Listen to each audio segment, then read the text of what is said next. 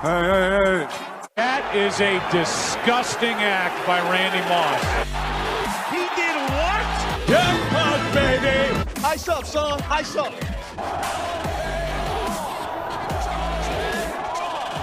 That is blasphemous. You can put it on the board. Yes. New head coaches, tons of them, 10 of them, in fact. And that's not only rookie coaches. That is, coaches that are taking over for guys that are retired, took a step back, all that stuff. So, the new head coaches. The Broncos, Vikings, Texans, Jaguars, Giants, Dolphins, Bears, Saints, Raiders, and Bucks all have new coaches. We'll start off with the, not so new ones, I guess you could say. So we'll start off with the Tampa Bay Buccaneers because Todd Bowles isn't exactly new to Tampa Bay, but he is a new head coach, if that makes sense. Todd Bowles gets the 19-3 win over Dallas. The defense was stellar. Running game was decent. The one bugaboo was Brady taking too many drive-killing sacks. As I mentioned before, the Dallas defense was great. You could look at it one of two ways. Either Brady took too many sacks or Dallas forced a good amount of sacks. And, the Buccaneers kicked a lot of field goals. They scored one touchdown, and they got into the red zone. And they got close to the end zone quite a few times, and they could have really made that game more of a blowout than it already was.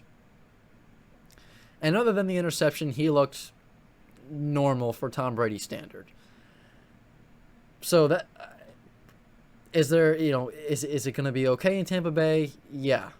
It's the same team, some, probably even better roster-wise on paper, and you really didn't lose too much. Not much has changed. The Buccaneers are going to be fine. I don't see any drop-off from last year. The New Orleans Saints, Dennis Allen takes over. Again, he was on the team, very similar situation to Todd Bowles, where he was on the team before, and now he's stepping up to be the head coach. He gets the win, but I wouldn't be so confident in that win because if they played anyone other than the Falcons, they lose that game. They played the team that is famous for pointing to and saying they never have a safe lead. And I think you could tell in the first half that things were a little rough. There was tough sledding for the Saints in the first half. And I think the team just needs to gel a little bit. Chemistry needs to, gel a little bit, and I think once that happens, the Saints will be in good shape. And if you start for them, they miraculously come back and win, but I wouldn't write them off and say, they're time to worry. Give them some time. Las Vegas, Josh McDaniels keeps it close against a stacked Chargers team. Raiders lose 24-19, and in all honesty, the Raiders played really well.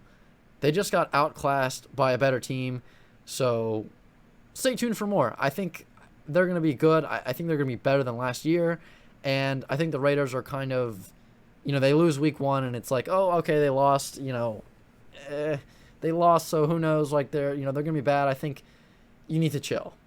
I think anybody who is worried about the Raiders after losing week one needs to calm down. And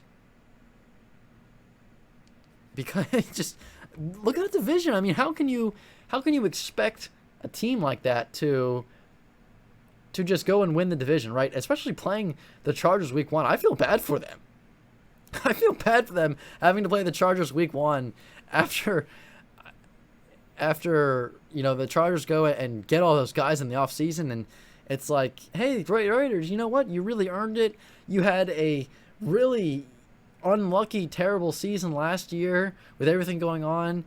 You had the crazy end of the season playing the Chargers, and you know what we're gonna do to help you out. You earned yourself playing a better Chargers team in week one. Okay, that's tough. I didn't expect the Raiders to win, but I was impressed at how close they kept it against such a stacked Chargers team. The New York Giants, Brian Daboll rolls the dice. He goes for two, beats the Titans 21-20. And the so-called experts were hyped up about the Tennessee Titans defense. And, okay, before you jump on me, before you get crazy and say, but,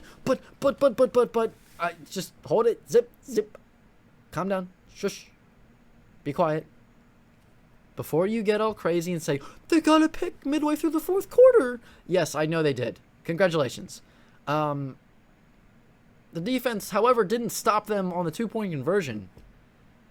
And you couldn't stop them from getting 2 yards. You couldn't stop arguably one of the worst offenses in the league from getting 2 yards. And go back and watch that play. They had the Giants dead to rights on that 2-point play, but really choked on that 2-point conversion. The loss for Tennessee could also be pinned on the offense, as they were up 20-13 with 8 minutes left in the game. They had the ball, and on 3rd and 1, and I wish I had this clip for you. It was one of the best calls, I think, of the week. And I think it was from, what's his name? He calls Big Ten basketball and football games a lot. It's not Brandon Gaudin. It's the guy that, oh my goodness, I forget his name. But he makes everything seem exciting. He makes everything like it's a big deal. Like, he's not exciting. He's surprised by everything. That's it. You know, and keep an eye out for this. There's a guy that calls games on Fox, and he acts like he's surprised by everything. Like, you know, like Derrick Henry will get 5 yards or whatever, and he always has that, like, he'll always, like, his voice, like, goes up as the play ends. He'll be like, and Derrick Henry got 5 yards. Like, he'll just go crazy for nothing. Like, he'll act surprised over everything, you know. And it's starting to rain in Tennessee. Like, he gets, keep an eye out for that guy. I forget his name. Anyway, one of the best calls of the week was that guy. On 3rd and 1, he goes, on 3rd and 1, they'd do a tight end around from the tight end with Derrick Henry in the backfield. And I was right along with him. I couldn't believe it. I thought to myself, that's the dumbest thing I've ever seen. That's the dumbest thing. Actually, sorry. That was the dumbest thing I've ever seen. And then the Broncos played last night. That was the dumbest thing I seen on Sunday, I guess I should say. The Titans, it was the Titans, and they have the one team that has Derrick Henry, and they did a tight end around. So that's where Tennessee lost the game in my book. 3rd and 1, and they're doing some crazy clown show rodeo play. That's where they lost the game. After that, they just deserved to lose. But credit for Brian Dable on rolling the dice, showing some guts, and going for it on the 2-point conversion. And then, you know, Tennessee misses the kick as well. So does that I know that tells you absolutely nothing as to whether or not the Giants are gonna be good, but you know, I don't know. I don't really think the Giants won the game as much as the Titans lost the game like 3 or 4 different times in the fourth quarter. They had the game in their hand, in their pocket, and they just took it out of their pocket, threw it, crumpled it up, tore it into shreds, threw it in the trash, took the trash out, burned the trash, and then went back inside.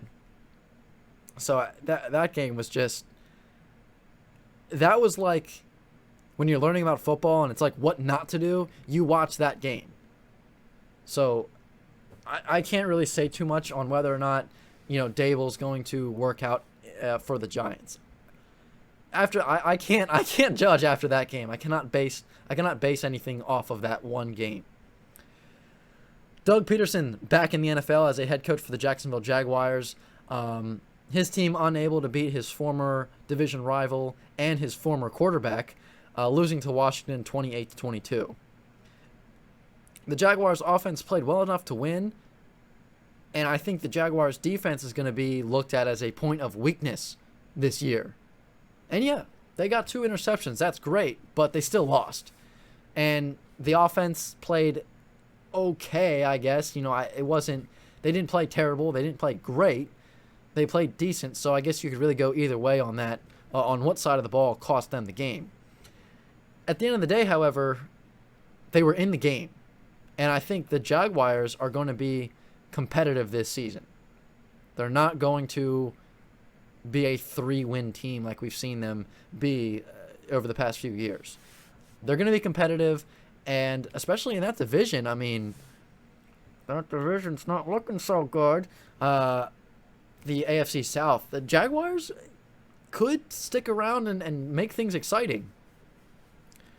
The Houston Texans, with a new coach, Lovie Smith, he came out and surprised everybody by taking the Colts to overtime, and you can make a case for sure that the Texans should have won the game. But to go out with a team of literal nobodies, I mean, you have the Toys R Us giraffe as your quarterback. And no, I'm not talking about Mike Lennon, by the way. I'm talking about Davis Mills. And you've got, what, Robert Woods, right? Or no. Anyway, you get the point. They have a bunch of nobodies on that team. And for them to go out with that terrible roster, right? On paper, they should be in the USFL. For that team to go out, and the worst thing you can say about them is that they should have won the game in regulation, and they should have won the game against a team that was picked as a division-winning contender, is not too bad. That's not the worst thing in the world, right? And then to go and tie them, not to lose the game and say, oh man, should have won the game, to go and tie that team, and that's not bad. To say that the worst thing in the world, the worst thing that you could say is that they should have won a game that they tied against a division, a contending team in the Colts, contending, not in terms of Super Bowl contending, but a contender to win the division. That's not the worst thing in the world. And then last but certainly not least, the Minnesota Vikings got their season kicked off in amazing fashion with a dominating win over the Packers in Kevin O'Connell's debut. Last year, O'Connell won the Super Bowl with the Rams, and this year, after that incredible Week 1 performance against the Packers, he proved that the team is ready to make a fight for the playoffs, and his team is ready to be serious and be a team that, we need to take seriously, right? In the past, you looked at the Vikings, and you're like, yeah, they got some good players on the team, but they're never going to do anything with it. They're never going to actually do anything with it. And that was always a real shame because even last year, I mean, you look at their team, their team hasn't changed all that much from last year to this year, and yet they look like an entirely different team this year. It's incredible.